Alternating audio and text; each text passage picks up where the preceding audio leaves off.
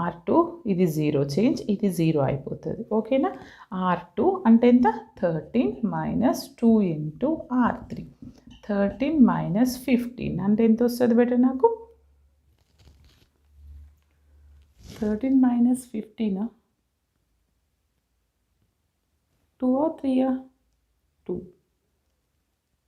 హో 10 కదమ్మా, అంటే ఎంత వస్తుంది? 3 వస్తుంది. Done. 3.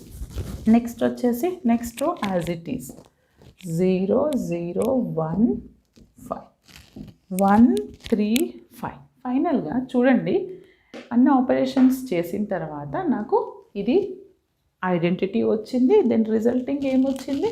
XYZ. What is our XYZ? Is 1 3 5. Therefore, x is equal to 1, y is equal to 3.